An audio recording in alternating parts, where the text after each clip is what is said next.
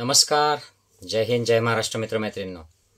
मित्रांनो, एखाद्या परीक्षेचा पेपर जर ती खूप महत्त्वाची परीक्षा असेल, तो लीक झाला, नॅशनल लेवलची परीक्षा की जी 25 लाख मुलांनी दिलेली आहे. जगात एवढ्या मोठ्या प्रमाणावर मेडिकलची एंट्रन्स कुठेच दिली जात नसणार आहे. जर हिचा पेपर लीक होतोय आणि तो आजच्या सोशल मीडियाच्या काळामध्ये कुठून कुठे कुठे गेला याचा कुठेच कोणालाच सुगावा लागू शकत नाही.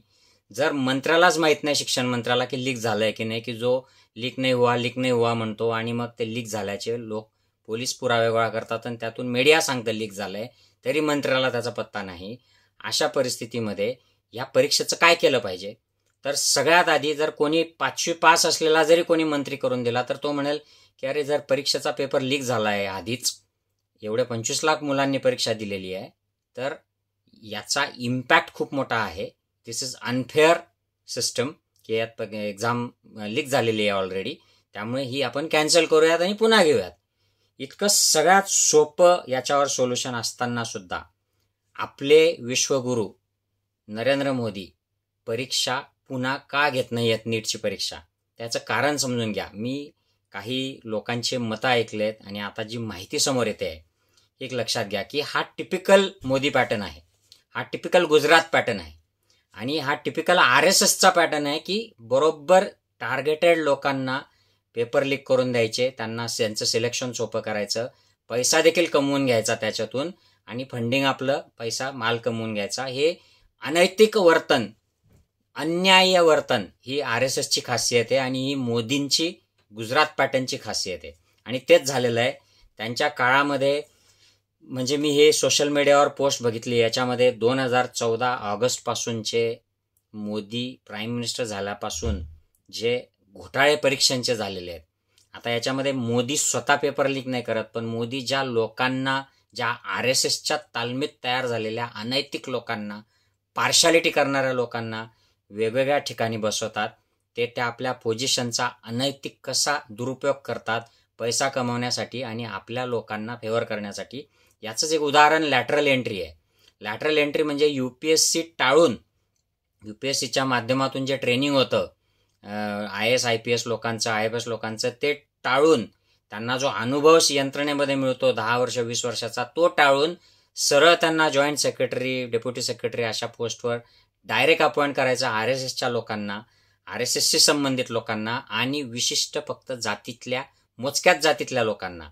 हे जसं लॅटरल एंट्रीमध्ये केलं जातं तसंच हाच पॅटर्न वेगवेगळ्या एक्झाममध्ये केला जातोय. मग ती army recruitment exam, AIPMT exam, staff selection कमिटीची, SI ASIची परीक्षा असो किंवा नीट 2 पेपर असो, आर्मी रिक्रुटमेंट पेपर असो, मोठी लिस्ट आहे 2014 पासून दिलेली.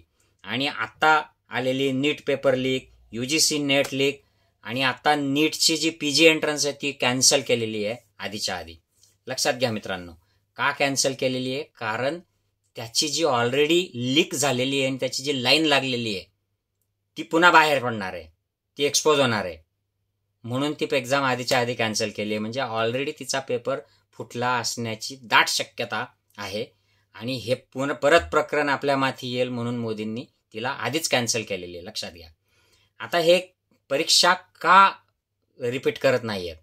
याचं कारण असं आहे की ज्या पद्धतीने लीक झाल्याच्या बातम्या येत आहेत, उत्तर प्रदेश, बिहार, गुजरात, हरियाणा आणि आता महाराष्ट्राच्या लातूर नांदेडचे जे क्लासवाले आहेत ते, ह्या राज्यांमध्ये कोणाचं सरकार आहे? तर हे भाजपचं सरकार आहे आणि या सगळ्या सरकारांच्या अखत्यारीमध्ये हे पेपर लीक झालेले आहेत. याच्यामध्ये मोठं नेटवर्क आहे.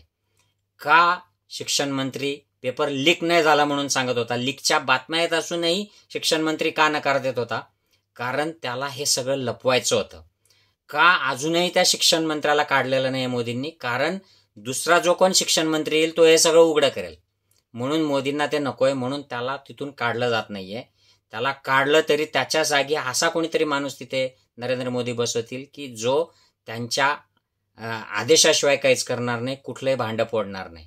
आता झालेलं काय आहे की ह्या ज्या परीक्षा जवळजवळ 1.5 कोटी मुलांचं नुकसान करणाऱ्या ज्या परीक्षा लीक झालेल्या आहेत, या सगळ्या परीक्षांच्या लीकमध्ये देवाणघेवाणीचे व्यवहार झालेले असणार.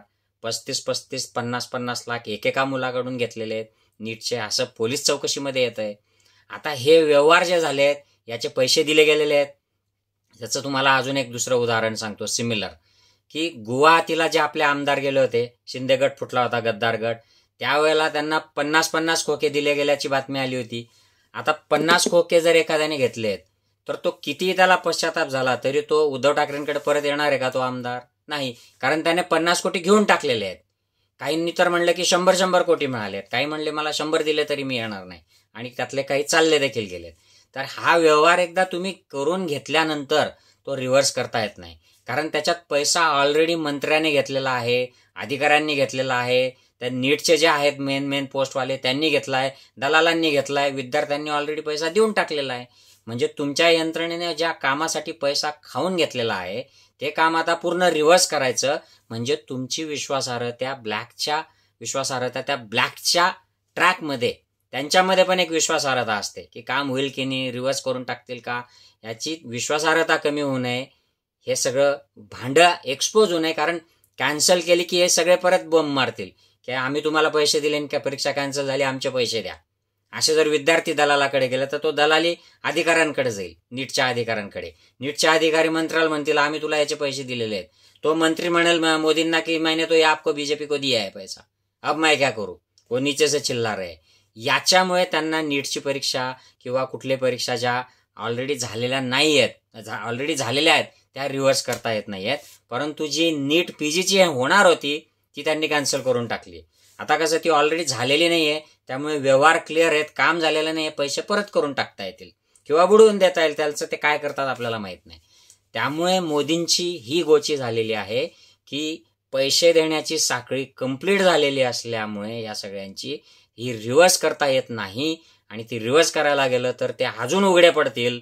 सगळीच्या सगळी यंत्रणा पूर्ण बॉम्ब मारेल आणि सगळे एकमेकाला एक्सपोज करतील.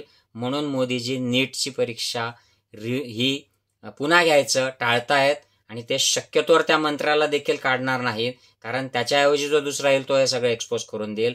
म्हणून हे सगळं चाललेलं आहे. म्हणून मोदी गप्प बसलेले आहेत.